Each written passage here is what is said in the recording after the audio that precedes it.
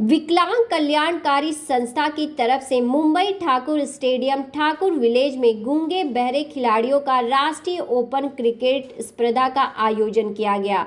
इस टूर्नामेंट में देश के अलग अलग राज्यों से कुल 20 टीम ने भाग लिया। 2 दिनों तक चलने वाले इस क्रिकेट स्पर्धा में सभी टीमों को 5-5 ओवर का मैच कराया गया। फाइनल मैच पुणे और बांद्रा के बीच खेला गया। टीम बांद्रा फाइनल की विजेता बनी। भाजपा नगर सेवक ठाकुर सागर सिंह के हाथों ट्रॉफी दी गई। दरअसल संस्था की अध्यक्षता मुक्ता नलावड़े का कहना है कि उनके 2 बच्चे गूंगे बहरे विकलांग हैं। उनकी बहू और दामाद भी गूंगा बहरा है। उन्हीं को देख रेख करते हुए मुक्ता ने 2008 में विकलांग कल्याणकारी संस्था का गठन किया। अब यह संस्था सरकार मान्यता प्राप्त संस्था बन चुकी है, लेकिन सरकार की तरफ से इन गूंगे बहरे खिलाड़ियों को कोई मदद या सहयोग राशि नहीं मिली है। पिछले 11 वर्षों से मुक्ता विकलांग बच्चों के लिए अलग अलग सामाजिक सेवा करती हैं। मुक्ता ने बताया कि वह विकलांग बच्चों की साइन लैंग्वेज के आधार पर उनकी भाषा को समझती हैं। मुक्ता का एक लड़का क्रिकेट खिलाड़ी है, जिसके लिए उन्होंने पिछले 10 वर्षों से गूंगे बहरे खिलाड़ियों के लिए हर वर्ष टूर्नामेंट का आयोजन किया, जिनके राज्य की 20 टीम भाग ली है। खेल के मैदान में सभी खिलाड़ी आपस में इशारे से बात करते हुए दिखाई दिए। सबसे खास बात कि खेल के दौरान छक्का और चौके लगने पर भी यहां शोर शराबे की सुनाई नहीं दी। इसके अलावा खिलाड़ियों के कोच और एम्पायर्स, कैमरा पर्सन और उन्होंने एनर्जी ड्रिंक देने वाले भी गूंगे और बहरे हैं।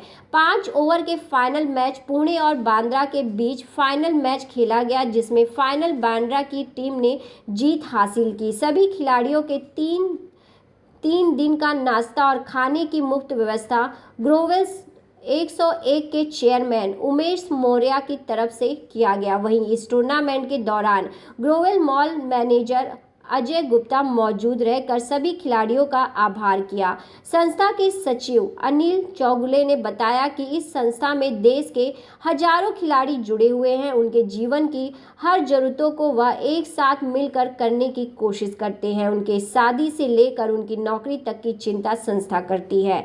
चौगुले ने सरकार से रोजगार व व्यवसाय की व्यवस्था की मांग की। लड़का लड़की और बहू तीनों भी है। उसके ज़रिए मुझे एक प्रेरणा मिली कि बच्चे के हालचाल, बातचीत, उनकी इच्छा ये क्या अच्छा क्या बुरा, उनको जो इन्होंने मार्गदर्शन दिया बच्चों को पढ़ाया लिखाया, उसके ज़रिए से मैं ये सब प्रोग्राम का स्टार्ट करती हूँ। एक बच्चे से जो हम पेरेंट्स मिलके किया था, जैसा बच्चे को बहुत ये था कि परेशानी थी पढ़ाई में, तो इसके ज़रिए हमने मार्ग निकालते निकालते एक संस्था ओपन की है और उसी माध्यम से हम खेल कूद पहला लड़का और लड़की दोनों बात नहीं करते थे, तो उसके लिए मैंने बहुत संघर्ष किया बच्चों के लिए, पढ़ाई लिखाने में, कॉलेज के लिए, स्कूल के लिए।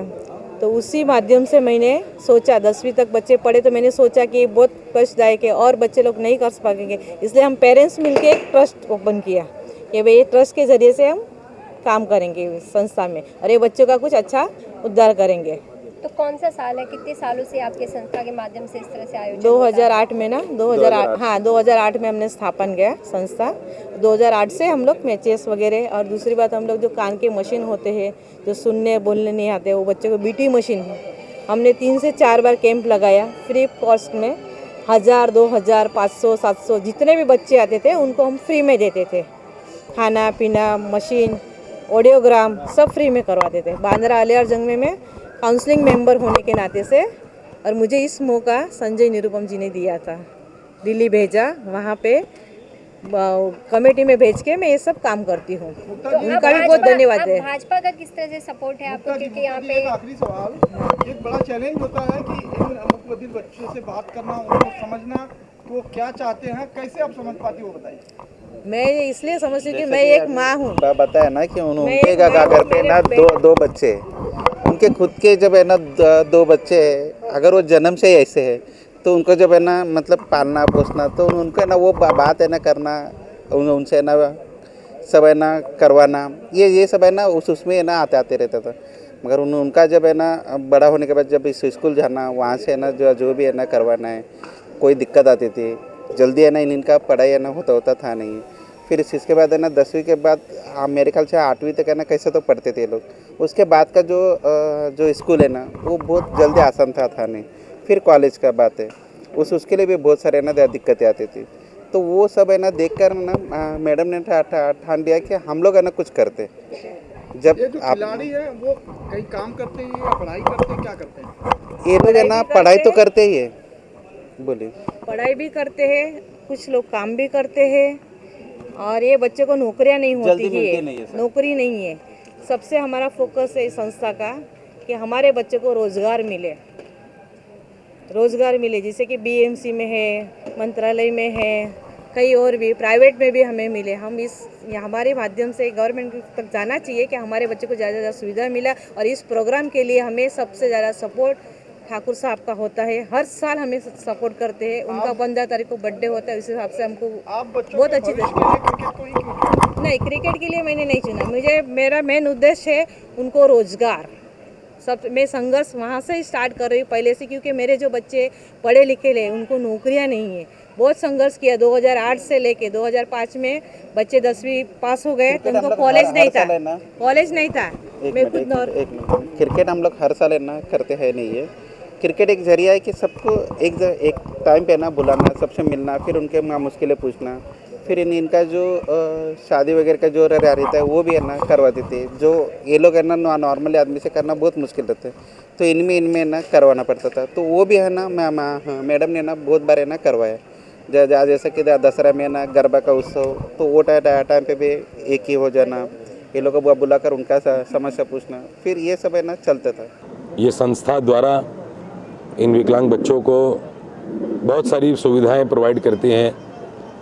कुछ पॉलिटिशियंस के माध्यम से राज्य में भले किसी और की सरकार है, लेकिन केंद्र में जैसे भारतीय जनता पार्टी की सरकार है, हम भारतीय जनता पार्टी के कार्यकर्ता हैं, तो मुझे लगता है कि आज मोदी जी भी इन बच्चों को, मुझे मतलब जहाँ तक ये है कि पहले की सरकारों ने कभी इतना प्रावधान हर वर्ग में नहीं दिया है।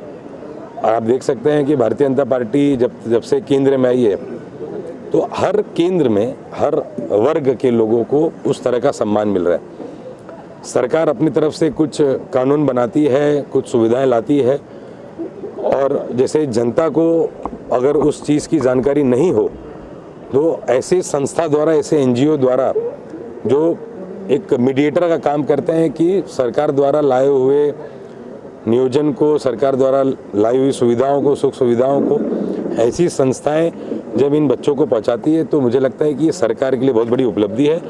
और मैं चाहूँगा कि जिस तरह ये संस्था काम कर रही है और बड़े पैमाने पे ये संस्था काम करे, ताकि जो और बच्चे जो छूट चुके हैं इस सुख सुविधा से, उनको भी ये एक्वायर कर सकें। तो मुझे लगता है कि हर वर्ग का उद्धार अब भारतीय जनता पार्टी के राज्य में हो जाएगा। तो राजनीति में जिस तरह से आप बैटिंग कर रहे हैं, लेकिन खेल के मैदान में कितनी रुचि रखते हैं बैटिंग में? मैं ऐसा कोई एक प्रॉपर खुद को बैट्समैन तो नहीं कहूँगा मैं।